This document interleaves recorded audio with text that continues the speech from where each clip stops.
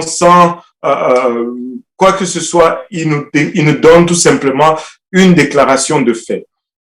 Et je suis d'avis que si tu crois que au commencement, c'est Dieu qui a créé les cieux et la terre, il ne reste plus rien de difficile à croire.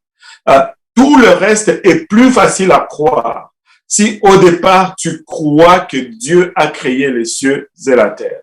Il n'y avait pas de bulldozer, il n'y avait pas de grue, il n'y avait rien. Il a tout simplement créé les cieux et la terre. Boum, de nulle part.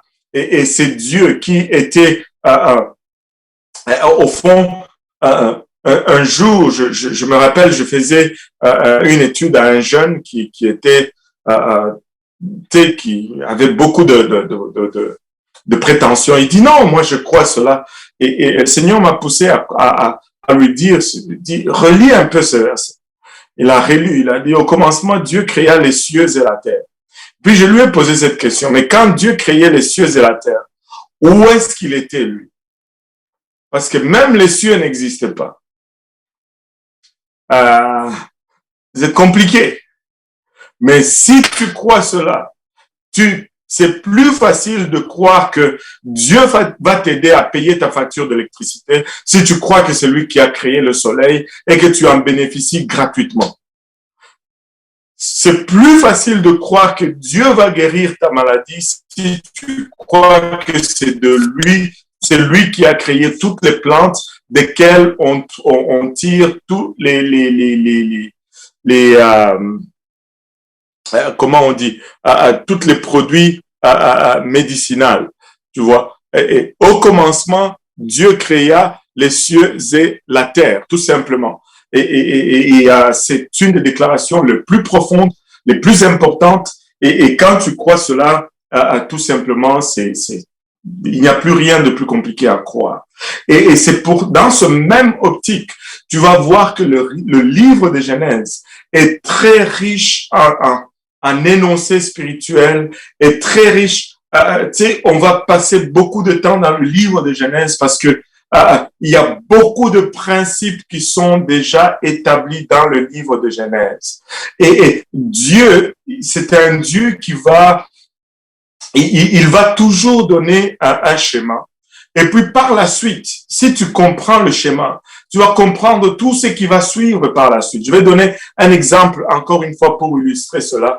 Vous savez, dans le livre de Genèse, Dieu nous parle de la construction du tabernacle. Et il y a presque 36 ou 40 chapitres dans le livre de Genèse qui parlent du tabernacle. Alors qu'il y a seulement 2 chapitres qui parlent de la création. C'est un peu disproportionné. Mais quand tu comprends ce que Dieu est en train d'établir, tu es content qu'il ait pris tout ce temps. Le plan du tabernacle, au fait, nous décrit l'habitat de Dieu sur la terre. Et Dieu nous donne tous les détails. Mais par la suite, tu vas te rendre compte que tous les autres demeures de Dieu sur la terre vont respecter le même plan. Il y a 3 habitations de Dieu sur la terre et le 4e sera le dernier. Et le premier, c'était le tabernacle, pour lequel il a donné presque 40 chapitres pour donner tous les détails, parce qu'il établissait un schéma, il établissait une façon, et tout le reste allait respecter cela. Et quand Israël était dans le désert, c'était le tabernacle qui était le demeure de Dieu sur la terre. Et quand ils sont rentrés dans la terre promise, ils ont construit le temple, mais le temple et le tabernacle, c'est la même chose. C'est le même schéma, seulement le temple est à l'échelle plus large. Mais c'est la même habitation. Après, tu vas voir que lorsque le comble de péché d'Israël a été atteint, la présence de Dieu a littéralement quitté le temple. Et le deuxième habitat ou le deuxième demeure de Dieu sur la terre, c'était le corps de Jésus-Christ. C'est pourquoi Jésus dit détruisez ce temple. Nous avons vu cela à Pâques. Détruisez ce temple en un jour. Moi, je vais le rebâtir en 3 jours. Et il a littéralement tracé le parallèle entre le temple et son corps. Le deuxième habitat de Dieu sur la terre, c'était le corps de Jésus-Christ. Et le corps de Jésus-Christ respecte le même critère, le même schéma que le tabernacle, que le temple, et tu vas voir que, regardez ceci, quand tu regardes le tabernacle, l'extérieur était terne, l'extérieur n'était pas, ne frappait pas l'œil, l'extérieur était, n'était pas attirant, c'était la peau de dauphin. Mais quand tu regardes, tu entrais à l'intérieur, l'intérieur était doré, presque tout était recouvert d'or. Et quand tu regardes le deuxième temple qui est Jésus-Christ, l'extérieur était ordinaire, l'extérieur était simple. Ésaïe va jusqu'à le décrire comme étant celui qui n'attirait pas notre regard. Le Seigneur Jésus-Christ, dans son apparence, tu n'allais pas le regarder et puis dire « Wow, quel bel homme !» Non, il était tout simplement ordinaire. Mais à l'intérieur, c'était la divinité. À l'intérieur, c'était la pureté. Et quand tu regardes l'Église, l'Église suit le même schéma. Dieu demande à l'Église de ne pas se décorer à l'extérieur, à nous de ne pas nous décorer de l'extérieur. Mais notre décoration doit être intérieure. Et tu suis, c'est le même schéma jusqu'à la fin. Et c'est pourquoi le livre de Genèse est plein de principes, plein de, ça établit au fait beaucoup de choses. Beaucoup de choses. C'est un des livres le plus riches et tout simplement extraordinaire. Mais aujourd'hui, mon entrée tangentielle, je ne veux pas le faire au niveau du tabernacle. Je ne veux pas je vais un peu reculer en arrière. C'est quelque chose qui m'est revenu encore et encore et encore cette dernière semaine. Et je veux juste parler un peu d'Isaac. Isaac était le fils d'Abraham. Amen. Abraham a été appelé par Dieu. Et si on recule un peu, on peut voir et établir assez facilement que l'appel était fait sur son père. Son père a quitté Ur en Chaldée. Il est parti avec Abraham. Il est arrivé à Charan. Il est décédé à Charan. Abraham a continué dans la terre promise. Abraham n'avait pas d'enfant. Dieu lui a promis un enfant alors qu'il avait 75 ans. C'est un peu tard pour une promesse. 75 ans. Dieu lui dit, tu auras un enfant. Aïe, aïe, aïe. Et non seulement 75 ans, Dieu lui dit que tu vas avoir un enfant, mais il devait attendre 25 ans. 25 longues années. Et tu me dis que Dieu t'a fait une promesse. Alléluia, amen, gloire à Dieu. 25 longues années. Tu sais, si Dieu lui avait promis à 30 ans et qu'il attende 25 ans, c'est autre chose. Mais à 75 ans, que tu attendes 25 ans, c'est complètement autre chose. C'est complètement autre chose. On dirait que les années deviennent 2 fois plus longues parce que tu vois ta fin approcher plus rapidement. Mais finalement, à 100 ans, il a eu cet enfant tellement désiré. Je ne sais pas. Moi, si j'étais Abraham, sûrement que j'allais appeler mon fils, j'allais l'appeler Désiré. Parce que il l'a tellement désiré que il a attendu longtemps pour l'avoir. Mais à 100 ans, Sarah avait 90 ans. Elle est tombée enceinte. Elle a eu cet enfant, Isaac. Wow! Et Isaac a été, pour ne pas dire, le deuxième patriarche après Abraham. Et il y a eu 3 patriarches qui se sont succédés, Abraham, Isaac, Jacob. Mais les 3 patriarches ont tous des caractéristiques, ont toutes des choses qui les identifient. Mais une des caractéristiques particulières d'Isaac, c'est que Abraham est venu de l'extérieur pour entrer dans la terre promise. Et lorsqu'il était dans la terre promise, il a dû quitter la terre promise pour aller en Égypte parce qu'il y avait une famine. Dieu lui dit, va en Canaan, si je vais te donner cette terre, c'est la terre promise. Mais lorsqu'il arrive à Canaan, dans le chapitre 12, tout de suite après, il y a une famine qui frappe dans la terre que Dieu lui dit, va là-bas.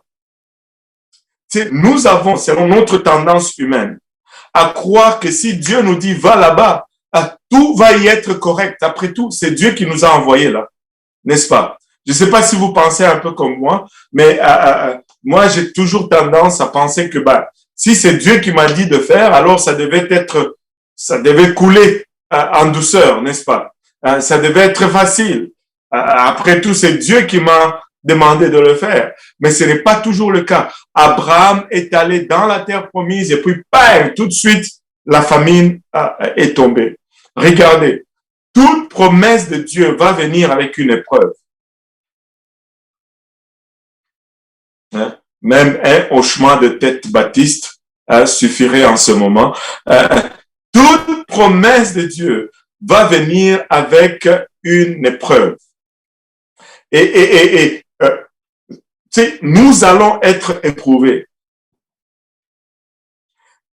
Dieu a dit que nous allons avoir un réveil, oui ou non? Oui. Mais des fois, tu regardes, tu dis, Seigneur, il va venir d'où ce réveil?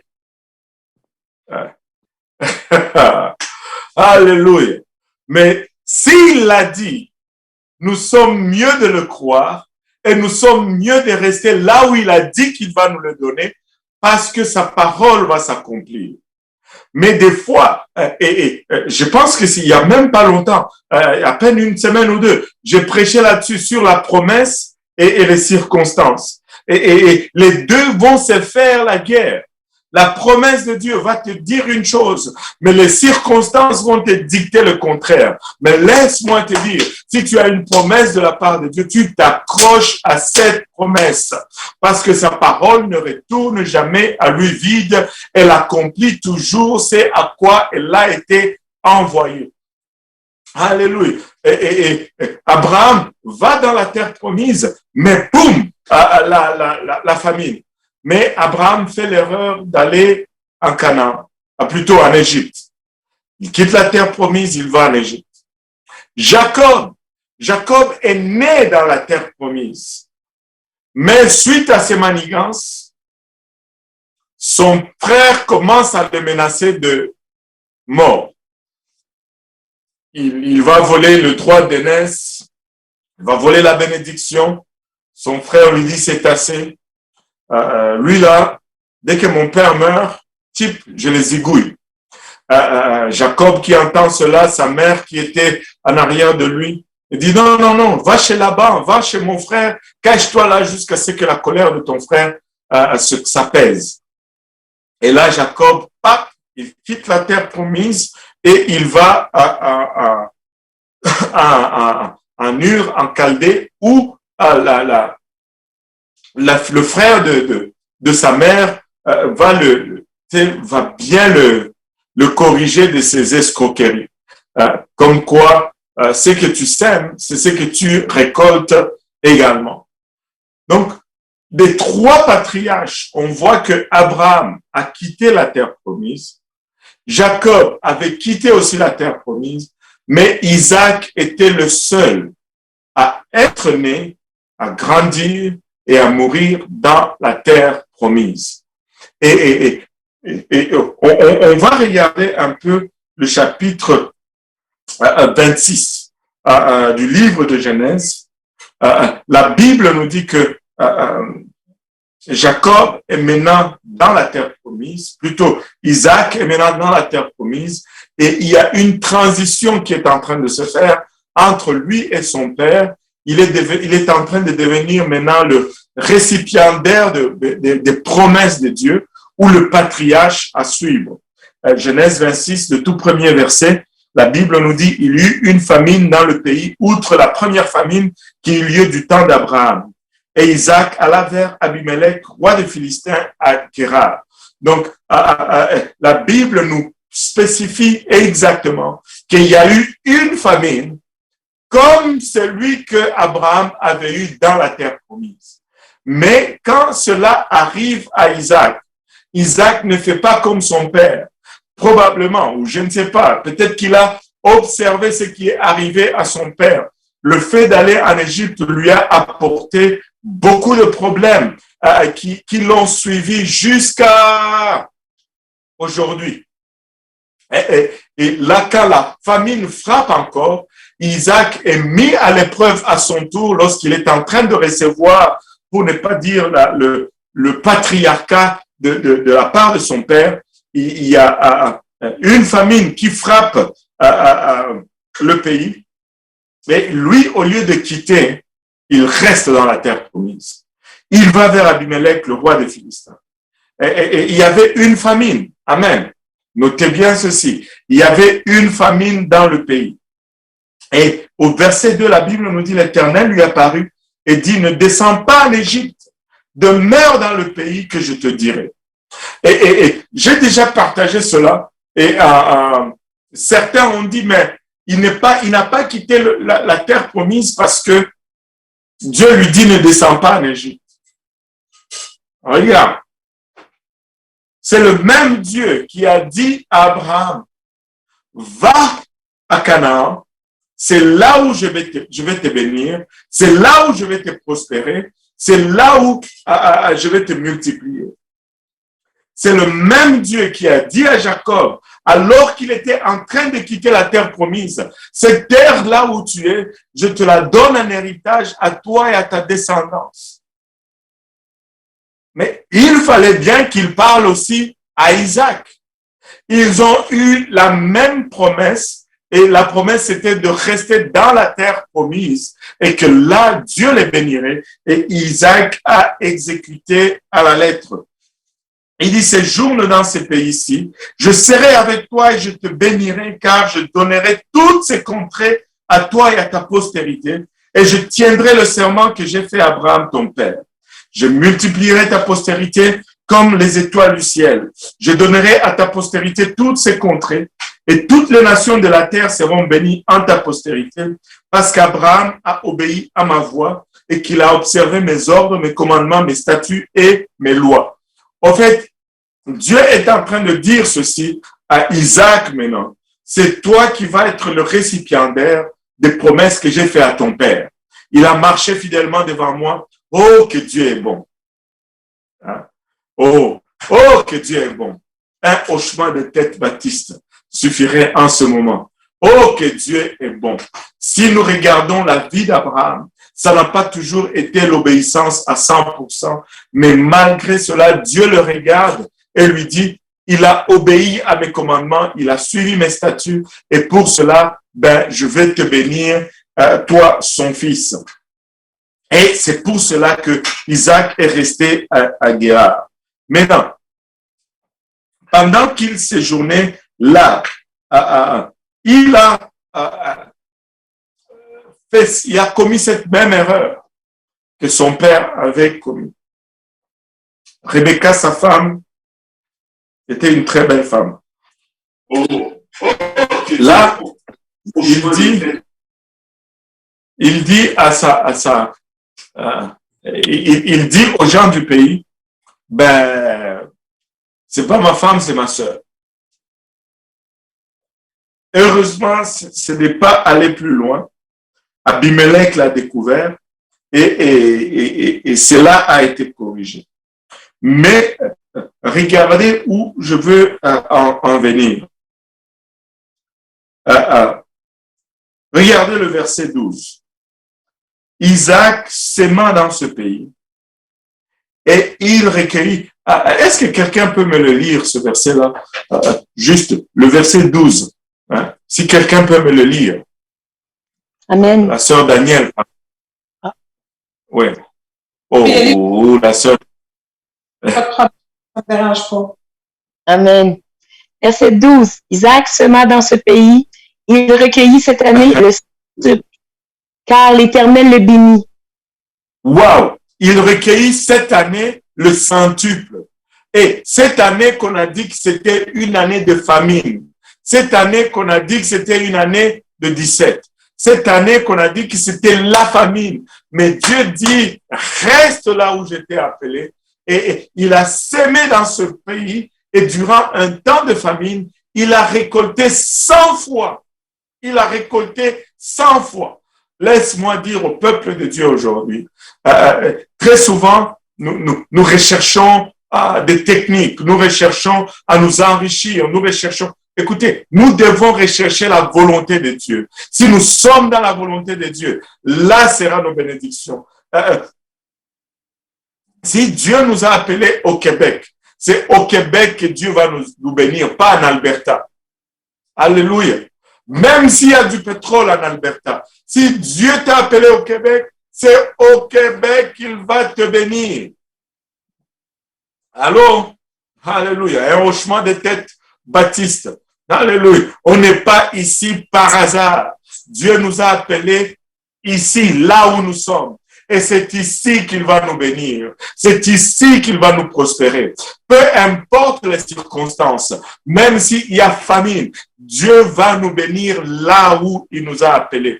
Très souvent, Dieu va appeler les gens et eux, ils vont commencer à faire leurs calculs. La pire des choses, c'est de décider de là où tu vas vivre par rapport aux conditions économiques. C'est la pire des choses. Tu décides de là où tu vas vivre par rapport à ton appel à Dieu. Ça m'est égal. Si c'est moins cher à Chibougamau, mais Dieu ne m'a pas appelé à Chibougamau. Si Dieu m'a appelé ici, c'est là où il va me bénir. C'est là où il va me bénir. Si Dieu m'appelle ici, même si c'est plus prospère ailleurs, je ne quitte pas. Dieu t'appelle à Montréal. En Alberta, il y a un boom économique. Tu dis, bah, je fais mes valises, je vais là-bas. Tu n'as pas demandé la permission de Dieu, tu vas là-bas. Et là, lui, il n'a pas de changement d'adresse à la poste céleste. Tes bénédictions, il les envoie à Montréal, mais toi, tu es en Alberta, en train de sécher. Essaye de faire un changement d'adresse d'abord avant de déménager. Parle au Seigneur. Prie. Seigneur, est-ce que c'est là que tu veux que j'aille? Oui. Alléluia. Laissez-moi juste dire ce que j'ai à cœur. Même si tu dois acheter une maison, ne cherche pas juste là où c'est moins cher. Cherche là où Dieu veut que tu sois. Cherche là où Dieu veut que tu sois. Parce que tu ne veux pas mettre en péril la spiritualité de ta famille. Tu ne veux pas mettre en péril ta propre spiritualité juste pour être à l'aise financièrement. Cette même année, malgré pas la pandémie, malgré la sécheresse, Isaac a récolté le centuple. Isaac a récolté le 100 fois plus. Pourquoi? Parce que l'Éternel l'avait béni. Pas parce qu'il avait fait un bon calcul, mais parce que l'Éternel l'avait béni. Si nous avons, c'est grâce à Dieu que nous avons. Si nous n'avons pas, c'est encore grâce à Dieu que nous n'avons pas. Et notre vie, notre futur, nos bénédictions vont dépendre de Dieu et non de nos calculs. Maintenant, il y a toute une autre leçon à apprendre aussi d'Isaac. Il a été récipiendaire de la promesse de Dieu, promesse que Dieu avait faite à son père, mais maintenant, il devenait celui qui allait continuer cette promesse. Mais, avant de continuer cette promesse, il y avait des choses qui devaient prendre place dans sa vie. Alléluia.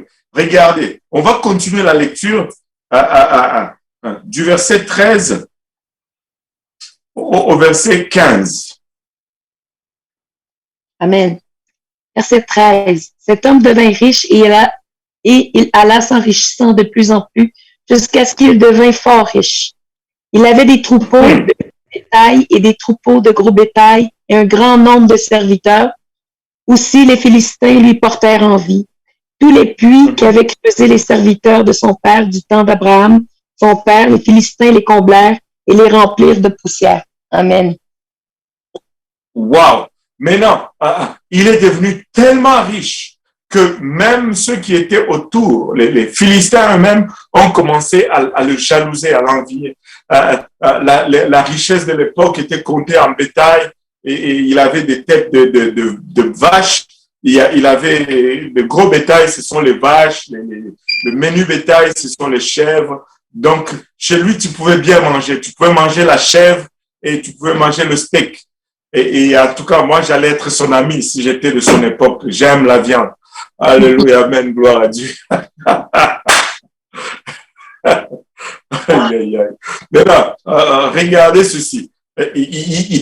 Les gens commençaient à être jaloux de lui, mais le bétail demande deux choses.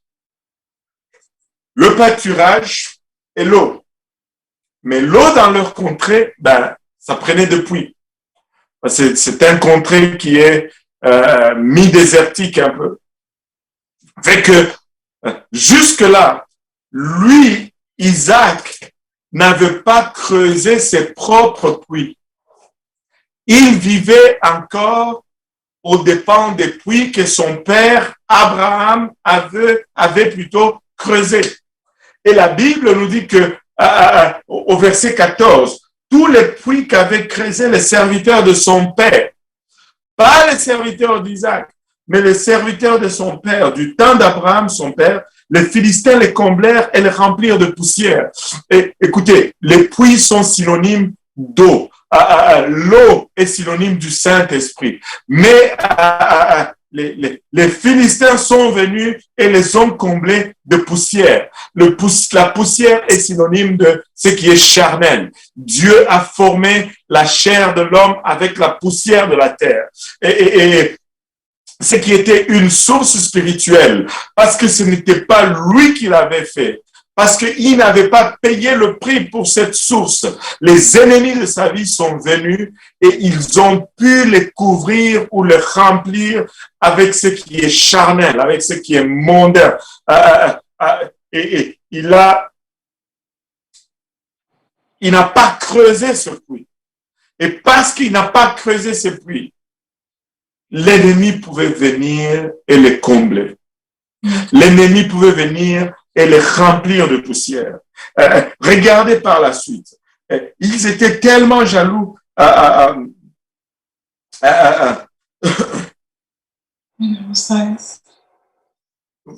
Verset 17, verset 16. Verset 16. Et Abimelech dit à Isaac, va-t'en de chez nous, car tu es beaucoup plus puissant que nous. Isaac littéralement, Amen. Voilà, pardon. Littéralement, on les chassa là. Tu as trop. Va-t'en de chez nous maintenant. Tu as trop d'argent, tu es trop riche, tu es devenu trop puissant. C'était la jalousie pure, dans sa forme la plus pure. Écoutez, c'est les bénédictions de Dieu. Nous les aimons, mais ça va aussi nous attirer de querelles autour de nous. Et là, le roi lui dit, va-t'en de chez nous. Va-t'en. Et il devait partir. Versets 17 et 18. Amen. Isaac partit de là et campa dans la vallée de Guérard, où il s'établit. Isaac creusa de nouveau les puits d'eau qu'on avait creusés du temps d'Abraham, son père, et qu'avaient comblé les Philistins après la mort d'Abraham, et il leur donna les mêmes noms que son père leur avait donnés. Amen. Wow. Regarde, on peut continuer 19 et 20.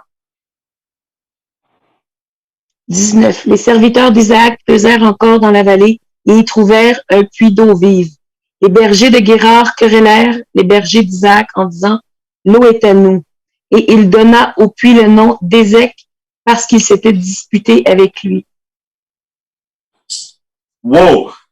Jusque-là, il recreuse encore le puits de son père, on le querelle encore. Il recreuse d'autres puits de son père, on lui fait la guerre encore pour ces puits. Alors que ces gens-là, ils ont recouvert ces puits de terre. Abraham les a creusés et ils sont venus, ils l'ont rempli encore les terres. Mais quand les serviteurs d'Isaac viennent et recreusent le même puits qu'Abraham, son père, avait creusé, ben, il s'est fait quereller encore pour ces puits-là. Donc, tu essayes d'aller ici, querelle. Tu essayes d'aller là, querelle. Mais jusque-là, il était encore dans les puits que son père avait creusés. Et finalement,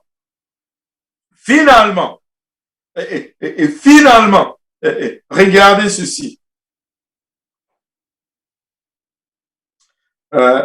Verset 21. Voilà. Verset 21. Voilà, merci. Verset 21. Ses serviteurs creusèrent un autre puits au sujet duquel on chercha aussi une querelle, et il l'appela Sitna. Il se transporta de là et creusa un autre puits pour lequel on ne chercha pas de querelle, et il l'appela Rehoboth, car, dit-il, l'Éternel nous a maintenant mis au large et nous prospérons dans le pays. Amen. C'est jusqu'à ce qu'il commence à creuser ses propres puits qu'il n'y a plus eu de querelle au sujet des puits. Du temps qu'il creusait dans les puits d'Abraham, et on le querellait pour cela. Et il y a une profonde leçon à tirer de ceci. C'est que, tu sais, nous sommes, pour ne pas dire, une première génération de pentecôtistes. Parmi ceux qui sont sur Zoom, là, et qui est-ce qui sont nés dans l'Église? Est-ce qu'il y en a qui sont nés dans l'Église? Ben, il y a que mon fils qui est ici à côté de moi, qui lève sa main. Mais nous sommes tous venus à ceci par notre propre expérience. Mais nous avons des gens qui vont venir après nous, nos enfants, mais ils vont être nés dans l'Église. Gloire à Dieu. Et c'est une bonne chose que nous ayons des enfants qui naissent dans l'Église. Mais laissez-moi vous dire ceci. Nous avons notre propre expérience. Amen. Que nous avons creusé cette vérité, entre guillemets, par nous-mêmes. Nous n'avons pas eu un héritage de nos pères. Et nous sommes en train de bâtir notre propre expérience. Et nous sommes ce qu'on appelle la première génération. Et cette première génération est souvent en feu pour le Seigneur. Elle vient du monde. Elle sait c'est quoi dans le monde. Elle sait que il n'y a pas d'amour dans le monde. Tu sais, c'est pourquoi je m'étonne de fois des gens qui sont dans l'Église, qui sont de la première génération et qui osent dire que il n'y a pas d'amour dans l'Église. Ma réaction a toujours été, mais dans quel monde tu vivais, toi? Dans le monde d'où moi je viens, on se mangeait le dos sur la laine sur le dos, voilà. On se mangeait la laine sur le dos. On se montait dessus pour être élevé. Ce n'est pas comme ça dans l'Église. L'Église n'est pas parfaite. Je suis tout à fait d'accord avec ça. Mais si tu essaies de me dire que il n'y a pas d'amour dans l'Église, tu n'as rien compris. Tu ne sais même pas c'est quoi l'amour, de toute façon. Alléluia. Mais non, cette deuxième génération est née dans l'Église. Cette deuxième génération, souvent, n'a pas expérimenté tout ce que la première génération a expérimenté. Elle va vivre souvent du puits que leurs parents ont creusé. Et leur foi va être mise à l'épreuve jusqu'à ce qu'ils creusent leur propre puits. S'ils veulent avoir la victoire sur l'ennemi, ils doivent arriver à un moment où ils creusent leur propre puits. Et regardez ceci. Très, très, très important. Notre marche avec Dieu n'est pas mesurée par notre prospérité spirituelle. La marche avec Dieu est mesurée par notre degré d'obéissance et de soumission. Isaac a été prospère alors qu'il creusait encore dans les puits de son père.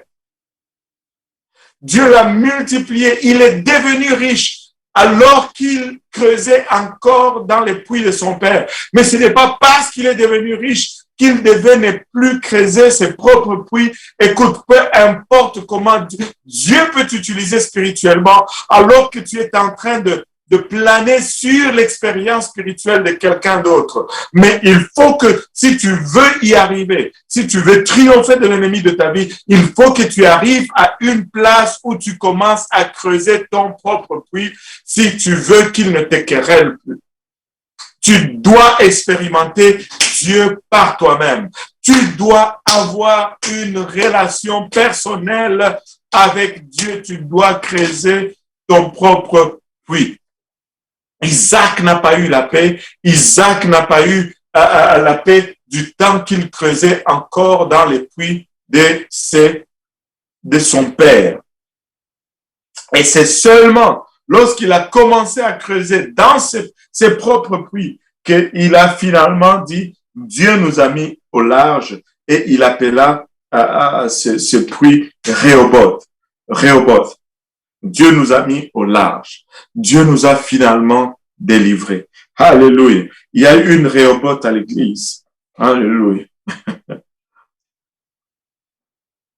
Et regarde, verset 23 et le verset 24. Et il remonta de là de Beer-Sheba. L'Éternel lui apparut dans la nuit et dit, je suis le Dieu d'Abraham, ton père.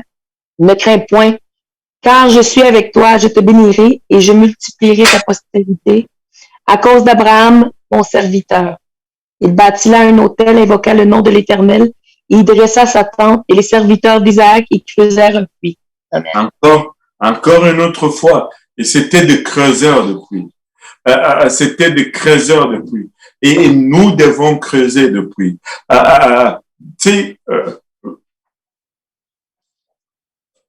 L'être humain est fait de 60 à 70% de l'eau. Sans l'eau, il n'y a pas de vie. C'est tellement un type spirituel puissant que de cet Isaac, partout où il va, il creuse de puits. Partout où il va, il s'assure qu'il y a une connexion spirituelle. Et l'Éternel lui dit clairement, ne crains point, je suis avec toi.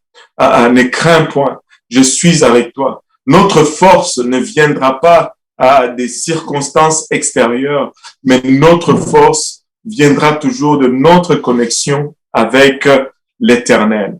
Peu importe où nous sommes, si nous nous assurons de creuser les puits, si nous nous assurons d'avoir cette connexion avec une source d'eau, nous allons toujours nous assurer. Et en ce temps compliqué, en ces temps particuliers dans lesquels nous sommes en train de vivre, laissez-moi vous dire, nous devons être des creuseurs de puits. je dois creuser mon propre puits. Je dois avoir une expérience personnelle avec Dieu. Je dois entrer dans ma chambre et toucher Dieu personnellement. Et il y a une place pour la prière collective, mais tu ne peux pas vivre seulement de la prière collective. Les seuls moments que tu pries, si c'est lorsque nous sommes à l'église ou lorsque nous sommes ensemble, il y a un problème. Si le seul moment que tu ressens la présence de Dieu, c'est lorsque tu es avec d'autres personnes, dis-toi que tu n'es pas à une bonne place. Tu dois être en mesure d'être seul dans ta maison et de prier et de ressentir la même présence que tu ressens lorsque tu es à l'église. Cette présence qui te donne la chair à l'épaule, cette présence qui te fait couler des larmes sans que tu comprennes, mais qu'est-ce qui m'arrive? Tu dois sentir cette même présence dans ton lieu secret. Mais c'est seulement lorsque tu commences à sentir cette présence, lorsque tu es seul dans ton lieu secret, que tu peux dire que tu as une relation avec Dieu, que tu peux dire que tu as creusé tes propres puits, que Dieu peut commencer à te guider pas à pas et tu verras que c'est Dieu qui va te guider pas à pas. Ça sera toujours en accord avec la parole de Dieu. Ça sera toujours en accord. Dieu ne va jamais te guider en dehors de sa parole. Et tu sais, les gens cherchent toujours à connaître, c'est la volonté de Dieu. Lis ta Bible et tu sauras la volonté de Dieu. Lis la parole de Dieu. Dieu ne va jamais te dire le contraire de ce qui est déjà écrit. Et donc, je nous invite à creuser des puits. Je nous invite à être des Isaac. Je nous invite, oui, au début, nous pouvons creuser dans le même puits que nos pères. Mais laissez-moi vous dire ceci. Même si Dieu nous prospère alors que nous creusons dans ces puits, ce ne sont pas encore nos puits. Mais ne nous bornons pas juste à cette prospérité spirituelle pour dire que là, ça y est, nous sommes arrivés. Non, nous sommes arrivés lorsque nous pouvons creuser nos propres puits. Il y aura toujours querelle et tu seras toujours mis à l'épreuve jusqu'à ce que tu aies ta propre expérience et que tu peux regarder le diable en face et lui dire, écoute, j'ai prié et Dieu m'a dit ça. Pas, mon pasteur a dit que Dieu a dit ça. Non, non, non. J'ai prié et Dieu m'a dit ça. Il est écrit. Le Seigneur a vaincu le diable avec il est écrit, il est écrit, il est écrit. Et il faut que pas pasteur Abou a dit ça. Non, non, ça ne va jamais vaincre le diable. Je dois dire que il est écrit. Tu ne peux pas me mentir au diable. Dieu même, parce que l'autre jour, j'étais seul dans sa présence, il m'a touché. Tu ne peux pas venir me dire le contraire aujourd'hui parce que je sais qu'il m'a touché. J'ai senti sa présence. Il m'a parlé et j'ai une expérience personnelle avec le Seigneur. Alléluia.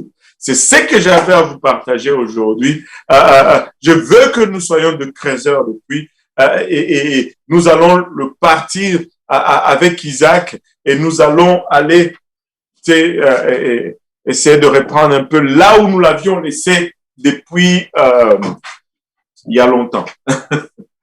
Est-ce qu'il y a des questions par rapport à ce qu'on a partagé aujourd'hui?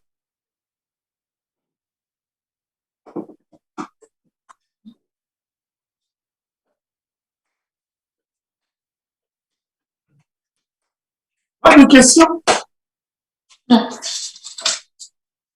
Et Annika, voilà. Ok, au début, vous avez dit qu'il y a 4 endroits que Dieu est sur terre. Est-ce que vous pouvez le répondre, s'il vous plaît? Ouais. Parce que genre le 4e, c'est lequel? Ouais. Il y a 4 demeures de Dieu sur la terre. Au fait, dès le commencement, quand Dieu a créé l'homme, il voulait être avec lui sur terre. Et Dieu nous a créés pour être en communion avec nous. Son désir a toujours été d'habiter avec nous. Mais l'homme a fauté, c'est pourquoi il ne peut pas vraiment habiter avec nous parce que s'il habite avec nous, sa sainteté va faire que nous mourrons. Il ne tolère pas le péché. Donc, la première habitation de Dieu sur la terre, c'était le tabernacle. Il a donné cet ordre à Moïse: vous ferez les sanctuaires selon les modèles que je vous ai montrés et je viendrai habiter au milieu de vous.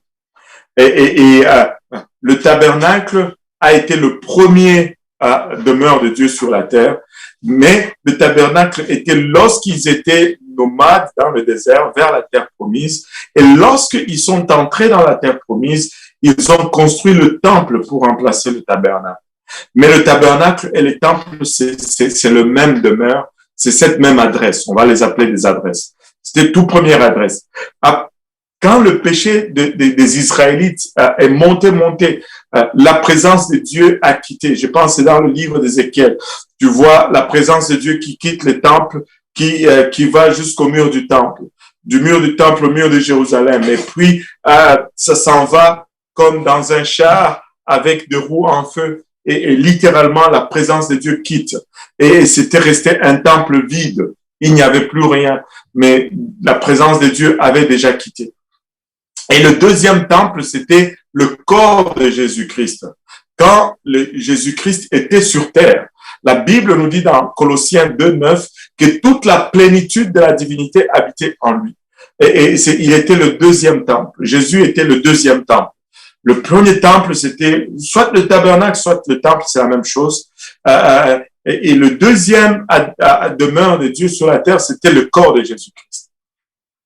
Et Jésus est venu, la présence de Dieu était en lui. Mais si tu voulais trouver Dieu sur terre, il fallait aller à Jésus. Si tu voulais trouver Dieu sur terre, à l'époque, avant Jésus-Christ, il fallait aller au temple. Maintenant, après qu'il soit mort et qu'il soit ressuscité, Actes chapitre 1, nous voyons qu'il est monté au ciel. Amen. Et le temple est parti. Donc, le deuxième temple, c'est Jésus. Il est monté. Mais après Jésus-Christ, le troisième temple de Dieu sur la terre, c'est l'Église. Le jour de la Pentecôte, le Saint-Esprit est venu et il a commencé à habiter en nous. Amen. Et nous sommes l'Église. C'est pourquoi Paul nous dit, ne savez-vous pas que vous êtes le temple du Saint-Esprit? Nous sommes le temple de Dieu. Pas moi individuellement, mais nous tous comme Église, nous sommes le temple de Dieu. Parce qu'en moi tout seul, il n'y a pas de plénitude de l'Esprit de Dieu. Amen. Mais tous ensemble, nous formons le temple de Dieu. Et aujourd'hui, dans l'époque d'Israël, si tu voulais voir Dieu sur terre, il fallait que tu ailles au temple. Du temps de Jésus, si tu voulais voir Dieu sur terre, il fallait que tu ailles vers le Seigneur Jésus.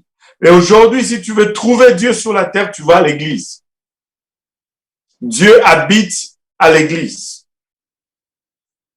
Dans toi et moi. Maintenant, qu'est-ce que la Bible nous dit? La Bible nous dit que nous sommes en train d'attendre un événement extraordinaire. Nous vivons pour cet événement. Au son de la trompette, au signal de l'archange, les morts en Christ ressusciteront premièrement. Et nous tous qui serons restés vivants seront transformés. Et après, poum, nous allons tous monter à la rencontre du Seigneur. Et le troisième temple part. La troisième adresse de Dieu sur terre est partie. Et après ce temps-là, tu vas chercher Dieu sur la terre. Non, tu vas pas le trouver parce qu'il sera parti. Ça, chez nous, en Afrique, quand on dit comme ça, là, ça veut dire que tu as échoué, là. Amen. Et tu vas chercher, les gens vont chercher Dieu. Ils ne vont plus le trouver parce qu'il sera parti. Sa présence sera partie. Maintenant, le quatrième et dernier temple, ça va être cette Jérusalem céleste qui va descendre sur la terre, qui va être la capitale de Dieu. Ça va être le demeure éternel de Dieu sur la terre et de tous ses saints, la ville sainte qui aura au milieu d'elle le trône de Dieu et ça sera le dernier temple et le dernier adresse sur terre. Et nous, toutes les disciplines que nous nous imposons aujourd'hui, c'est parce que nous voulons être des citoyens de cette ville céleste. Moi, je veux habiter dans la ville, dans la Jérusalem céleste. Je veux un appartement là-bas. Même si c'est pas juste une chambre, mais je veux être à l'intérieur de ces murs-là. Et je vais me priver aujourd'hui. Je vais tout faire parce que là-bas, il n'y aura pas d'hypothèque. Là-bas, il n'y aura pas d'électricité à payer. Hydro-Québec ne sera pas là. C'est quoi là? Il n'y aura pas de taxes municipales ni de taxes scolaires. On veut. C'est le quatrième dernière adresse et c'est pour cela que nous luttons. C'est pour cela que nous prêchons. C'est pour cela que nous menons une vie de sanctification. C'est pour cela que tout ce que le monde nous offre, nous le regardons comme de la boue parce que nous avons un objectif. Et c'est cette Jérusalem céleste que Dieu prépare pour nous. Regardez, un prédicateur a dit ceci. Il a créé les cieux et la terre et tout ce que nous regardons ici en une semaine. 6 jours seulement, même pas une semaine au complet, 6 jours. Il a créé toutes les beautés, les rocheuses, le Grand Canyon, les chutes de Niagara, les chutes Victoria et toute cette beauté qui nous éblouit. Il les a créées en 6 jours. Mais il nous a dit, je pars vous préparer un endroit. Et ça fait 2000 ans depuis qu'il est parti. Si dans 6 jours, oh, combien d'avantages dans 2000 ans. En tout cas, moi, pour rien, je vais aller là-bas. Je vais aller là-bas. Est-ce que tu veux aller là-bas aussi, Anne? Bon, voilà. Bien évidemment. Alléluia. Ce sont là les 4 adresses de Dieu sur la terre. Alléluia. Alléluia. Une autre question?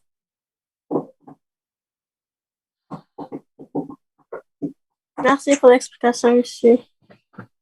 Gloire à Dieu. Gloire à Dieu.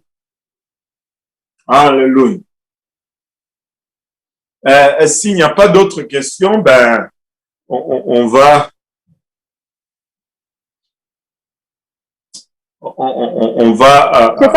C'est pas une question, mais c'est une requête de prière. J'avais écrit dans le chat, mais c'est pas une amie puisqu'elle me connaît pas, mais moi je la connais, mais comme elle me connaît pas, mais bref. Genre, elle s'appelle Béatrice, son père a un cancer et c'est une amie à elle a posté ça dans sa story sur Instagram et c'est de cette façon-là que j'ai pu voir. Et genre, le tumeur est en train de grandir et le médecin a dit qu'il reste juste une semaine que le père puisse vivre. Et j'ai vu plein de témoignages comme ça où les médecins disaient aux patients qu'il restait une semaine et comme ces personnes-là ont été guéries et je voulais compris aussi pour son père, si c'était la volonté de Dieu que cet homme puisse être guéri, qu'il puisse vivre et voilà. Ça. Et elle s'appelle comment? Je sais pas comment s'appelle le père, mais la fille s'appelle Béatrice. Genre le père de Béatrice. Ouais. On va prier pour le papa de Béatrice. Amen. Alléluia. Donc, je vais vous demander d'ouvrir vos micros et on va prier tous ensemble. La Bible nous dit 1 peut chasser 1000 et 2 peut chasser 10 000. Et si vous faites les maths là, nous pouvons en chasser beaucoup tous ensemble. Donc, si nous pouvons ouvrir nos prières, nos micros et on va élever nos voix tous ensemble, on va prier pour le papa de Béatrice. Amen. Alléluia. Père Céleste, nous te rendons grâce éternelle pour ton amour. Oh Jésus, Papa, nous venons en ce moment par le bras de la foi devant ton trône de gloire, afin que tu puisses te glorifier, mon Dieu, mon Père. Recotochira carare coro, recotochira carare kere, recotochira c'était le bon Lazare qui est sorti de ta terre. Malgré les multitudes de Lazare qui étaient avancés, Aujourd'hui, Père, nous prions, Papa, pour le papa de Béatrice. Nous venons, Papa, contre ce cancer dans le nom précieux de Jésus. Nous venons prier, Père, il a ordonné, Papa, ce cancer, quitter son corps, Seigneur, dans le nom de Jésus. Nous t'aimons sur ta parole, tu déclares, Père, que par tes meurtrissures, Papa, il est guéri, Seigneur, par tes meurtrissures, Papa, ordonné, Père, dans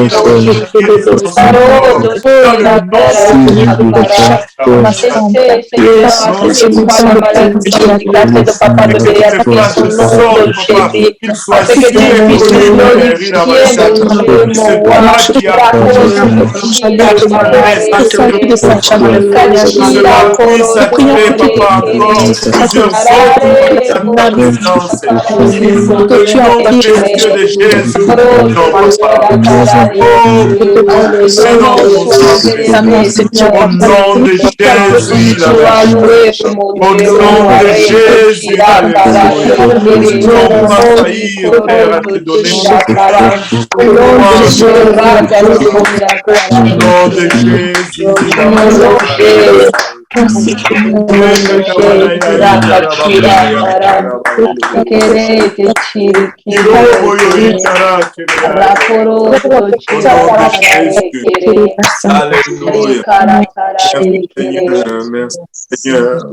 Alléluia, Jésus. Alléluia, Jésus. Alléluia. Je ne sais pas s'il y a d'autres requêtes aujourd'hui, mais je voudrais que nous gardons en prière la personne que Pasteur Abou est en train de suivre pour que elle puisse vraiment suivre la voie de Dieu. Dieu est en train de lui parler. Mais il y a toujours de l'intimidation, il y a toujours un esprit de crainte, mais que le Seigneur la fortifie et que le Seigneur la conduise à vraiment faire la bonne décision au nom de Jésus-Christ. Priez également pour notre baptiste à l'Est. Ça avance vraiment bien et nous croyons vraiment que d'ici 1 mois, nous allons pouvoir commencer à faire nos services là, dans le lieu, même si ça ne sera pas encore fini à 100%, mais nous serons à une place où nous pourrions commencer à nous réunir à l'intérieur. Amen.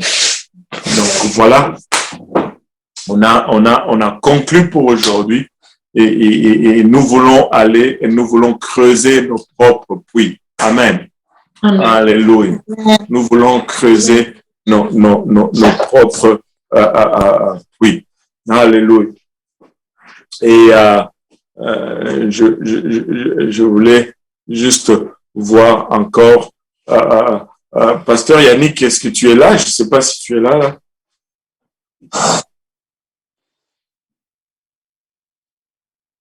Alléluia.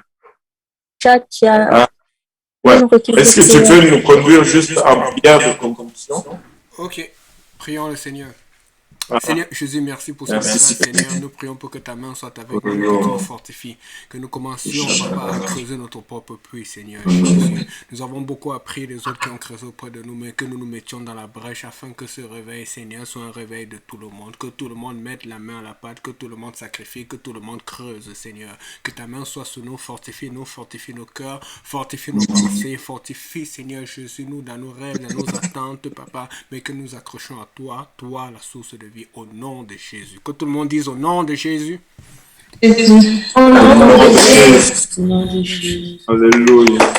Que le Seigneur vous bénisse abondamment. Et je salue tout le monde. Bien que je n'ai pas vu tout le monde, mais je salue tout le monde. Il y en a qui n'ont pas... je ne sais pas si c'est... voilà, c'est pourquoi je ne les vois pas. Ils ont tous des caméras fermées. Mais je salue tout le monde quand même. Et que le Seigneur vous bénisse. Et on se voit mercredi, ça va être la suite de notre étude sur l'histoire de l'Église. On va commencer à regarder les doctrines et c'est très important.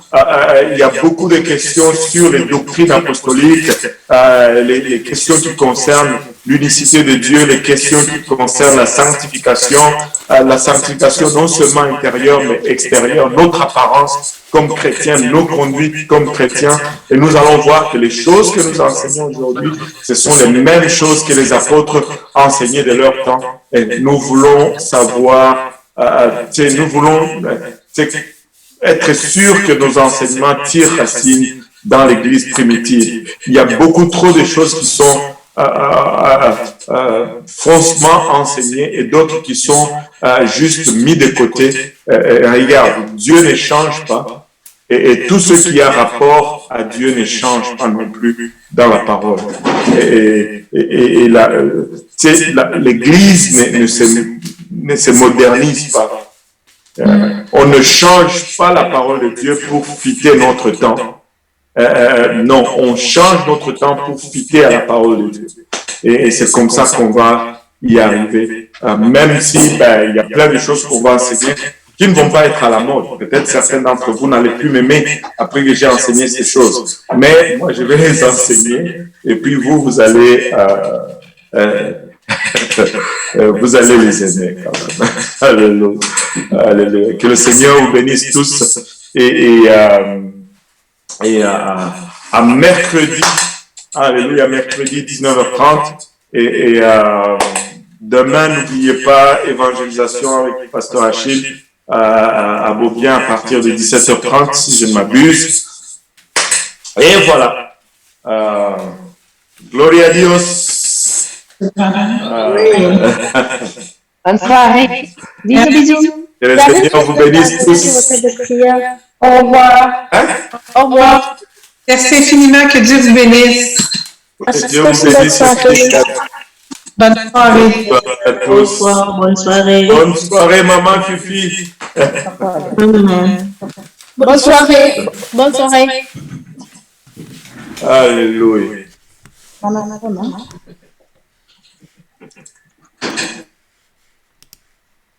Mesdames et messieurs, c'est la fin pour aujourd'hui. Merci d'avoir été avec nous. Prochaine diffusion demain, service au Schlaga à partir de 19h. C'était le frère Yannick. Que Dieu vous bénisse. Au revoir.